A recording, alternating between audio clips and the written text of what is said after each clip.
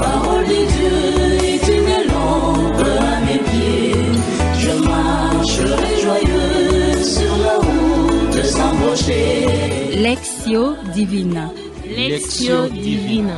Vers la quiétude de ma demeure éternelle. Lectio Divina, une émission pour méditer, prier et vivre la parole de Dieu au quotidien. Sans danger, je marcherai. Lectio Divina. Lectio Divina. Le vent se flétrira, la fleur se fanera, mais la parole de Dieu jamais ne passera. Frères et sœurs, fidèles auditeurs et auditrices, chers amis de la Lectio Divina, chers jeunes, aujourd'hui nous avons la grâce de célébrer la solennité du Sacré-Cœur de Jésus. Nous sommes honorés et même heureux de vous retrouver en ce jour, frères et sœurs, auditeurs et auditrices, chers internautes, comme toujours à travers cette voie des ondes pour notre lecture priante, la Lectio Divina. De partout où vous êtes, nous vous saluons chaleureusement, vous souhaitons un fructueux moment dans la présence du Seigneur à travers sa parole. Nous allons méditer aujourd'hui l'évangile que notre Mère l'Église nous propose. C'est l'évangile de Jésus-Christ selon Saint Jean, le 19e chapitre, du 31e au 37e verset. Au studio, comme d'habitude, nous sommes accompagnés des jeunes à qui nous demandons de se présenter. Je suis Mnankaman Odette, postulante de Filles de Saint-Paul. Omer Diela, SSP. Je suis Gloria Biandoudi, postulante des Filles de Saint-Paul. Régis Ngoudier, missionnaire de Saint-Paul. Au micro, c'est Hervé Ngoy, missionnaire de Saint-Paul. L'extrait qui nous est présenté relate les instants qui ont suivi la mort de Jésus. En étant sur la croix sur laquelle il venait de réaliser le sacrifice suprême, son côté est percé par un soldat, à défaut de lui briser les jambes car il était déjà mort. Son côté ouvert, d'où en jaillit le sang et l'eau, rend possible ce culte que nous rendons à Dieu pour son amour infini, pour sa miséricorde et surtout pour le cœur sacré qui ne donne que l'amour. À ce propos, le pape Pie XII disait que le culte du Sacré-Cœur de Jésus, dans sa nature intime, est le culte de l'amour dont Dieu nous a aimés par Jésus, en même temps qu'il est l'exercice de l'amour que nous portons nous-mêmes à Dieu et aux autres hommes. Il consiste en d'autres termes à honorer l'amour de Dieu pour nous. Oui, frères et sœurs, Dieu est amour et il accueille tous ceux qui se confient à lui. Il trouve gain de cause dans la miséricorde infinie. Frères et sœurs, fidèles auditeurs et auditrices, chers jeunes, sans plus tarder, nous entamons la première partie de notre lecture priante qui est la Lectio. Nous allons demander à l'un de nous, ici au studio, de pouvoir lire pour la première fois la péricope de l'évangile de ce jour. Et pour cela, nous demandons la technique de nous balancer un chant à l'Esprit Saint bien avant, afin qu'il nous ouvre à l'intelligence des Écritures. Ô Saint-Esprit, je viens dans la louange te demander de venir en ce lieu. Je tends mes mains, j'ai soif de ta puissance. Viens Esprit Saint, oui viens Esprit de Dieu.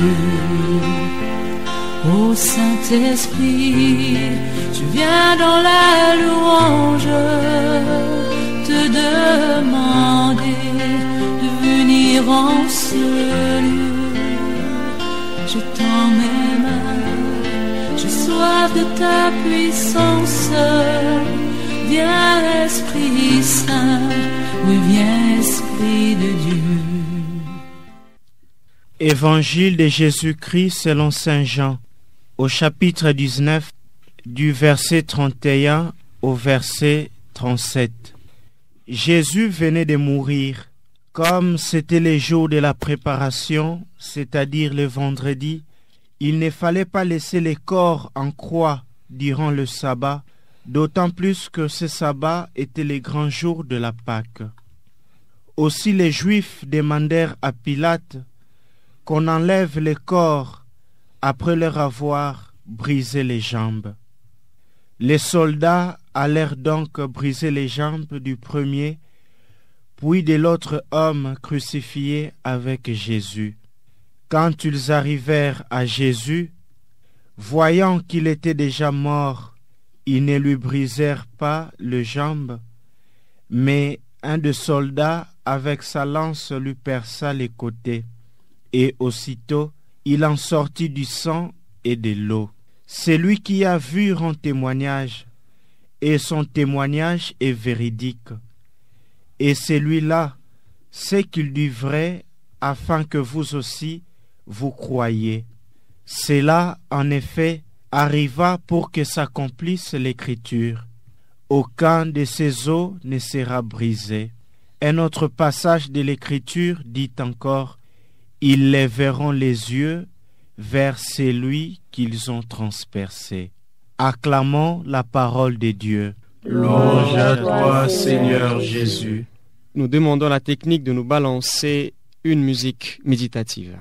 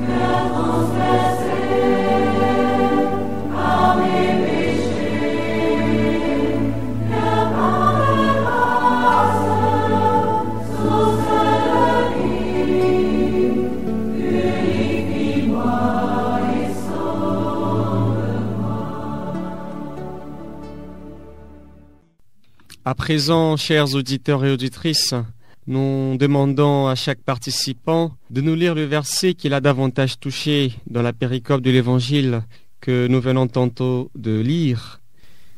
Celui qui a vu rend témoignage et son témoignage est véridique.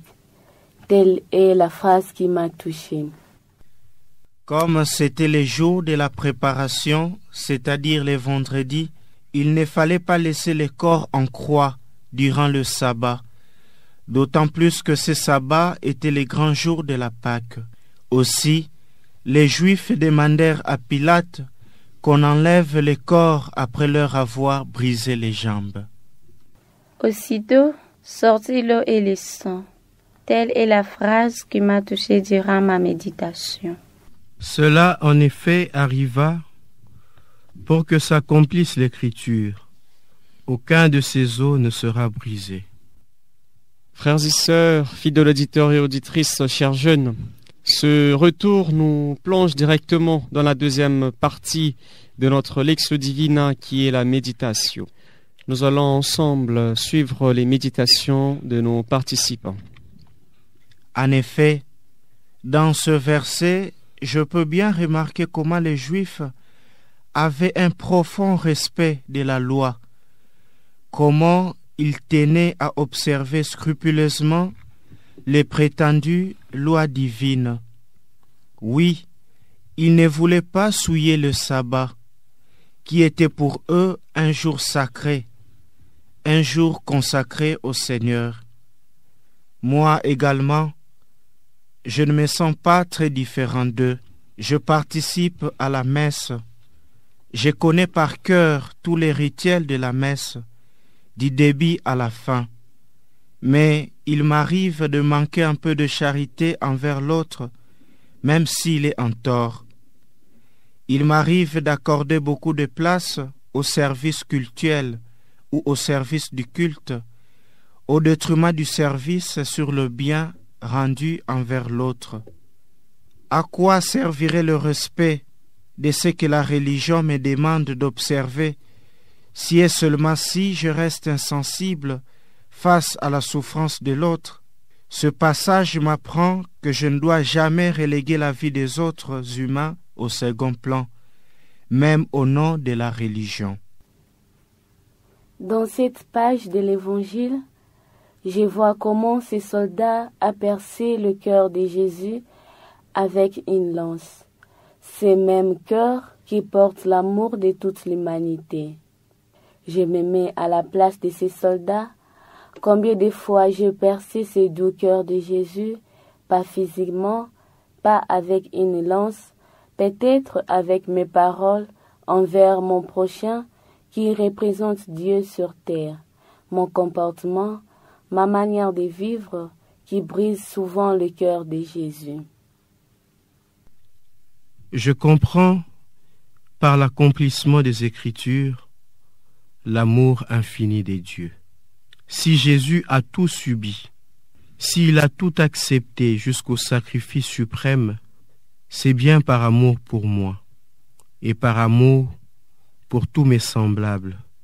Quand Jésus dit avant de mourir, « Père, tout est accompli », c'est justement pour nous dire, « Père, j'ai rendu témoignage de ton amour.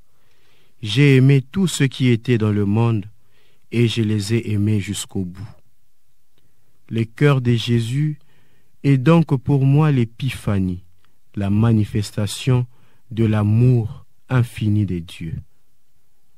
Et ceci m'invite comme chrétien, comme disciple à la suite du Christ, à vivre continuellement dans l'amour du Christ, à témoigner de cet amour dans le monde, particulièrement dans mon milieu de vie. Je le sais, je le comprends par la lecture des Écritures saintes, mais je me pose une question. Suis-je vraiment le témoin de l'amour de Dieu parmi mes frères? Est-ce que j'applique le commandement que le Seigneur me donne, celui d'aimer le prochain comme moi-même? Dans cet extrait de l'Évangile, je suis plus touché par l'amour infini du Christ pour l'humanité, qui s'est pleinement manifesté par sa donation totale de son côté droit, d'où fut jaillir l'eau et le sang, qui sont les symboles de l'Eucharistie et du baptême. Elle est le signe de vie, la purification de mes fautes, la fortification dans ma foi chrétienne, et me donne le courage de lui servir jour au jour. Par l'eau et le sang, le Christ communique l'incomparable grandeur de sa miséricorde et montre ainsi mystérieusement un esprit de compassion envers ses bourreaux. Et ces bourreaux aujourd'hui, c'est moi, qui par mes mauvais actes, ma façon de vivre avec le Christ et mes frères et sœurs, je continue à remettre le Christ sur la croix. Mais grâce à son amour insondable et de son côté ouvert, le Christ m'offre son pardon, ainsi que celui du prochain, et m'obtient la sanctification de tout mal. À présent, frères et sœurs, fidèles auditeurs et auditrices, chers jeunes, nous passons à la troisième partie de notre Lectio Divina, qui est l'oratio, c'est-à-dire la prière. Chacun et chacune des participants va formuler une prière dans laquelle il pourra demander les forces nécessaires pour pouvoir surtout mettre en pratique les résolutions prises grâce à la force transformatrice de la parole de Dieu que nous venons de lire et de méditer. Chacun et chacune des participants va formuler une prière dans laquelle il pourra demander les forces nécessaires pour pouvoir surtout mettre en pratique les résolutions prises grâce à la force transformatrice de la parole de Dieu que nous venons de lire et de méditer. Dieu éternel, en mourant sur la croix, ton Fils Jésus nous a donné l'exemple d'un amour qui surpasse tout et qui brise toutes sortes de barrières. Que son corps transpercé, d'où sont sortis de l'eau et du sang pour que nous ayons la vraie vie, nous aide également à faire de l'amour donné gratuitement aux autres une préoccupation de chaque jour. Amen. Seigneur mon Dieu, en contemplant comment nous avons transpercé le cœur de ton Fils bien-aimé, fais que son sacré cœur change nos cœurs en pierre et que nous parvenons à recevoir des grâces divines qui transformeront et qui va restaurer nos vies. Dieu d'amour. En ce jour, je contemple avec joie et bonheur le cœur sacré de ton Fils Jésus-Christ. Je te remercie pour son sacrifice, signe manifeste de l'immensité et de la gratuité de son amour pour moi. Par son sacré cœur, Père très bon, ouvre mon cœur à ton amour infini et inconditionnel, et accorde-moi la grâce de vivre selon tes commandements, qui m'invitent à aimer mon prochain comme moi-même et à pardonner ceux qui m'ont offensé, afin que je sois un instrument de ta paix et de ta miséricorde dans le monde. Amen. Père très aimant, je te remercie pour les dons de ta parole et je te demande la grâce de la mettre en pratique. Que l'eau et le sang me fait progresser à ton amour sans mesure. Puisse ton cœur, qui est la source d'amour, la lumière du monde, la vie sauve pour tous ceux qui espèrent en toi, fait que notre cœur soit semblable au tien.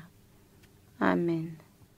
Arrivé à la fin de cette lecture priante, la Lectio Divina, nous rendons grâce à Dieu pour sa parole et sa présence parmi nous tout au long de cette Lectio Divina. Nous disons merci aux participants de la Lectio Divina de ce jour pour leur riche partage, pour leur assiduité et participation remarquable.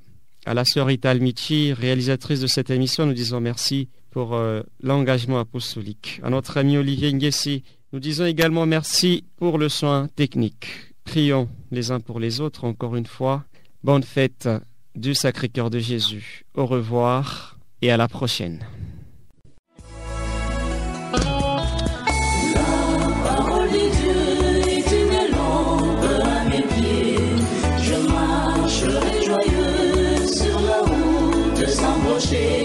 Lectio Divina. Lectio Divina. Lectio Divina, une émission pour méditer, prier et vivre la parole de Dieu au quotidien. Lectio Divina. Lectio Divina. Le se flétrira, la fleur se fane.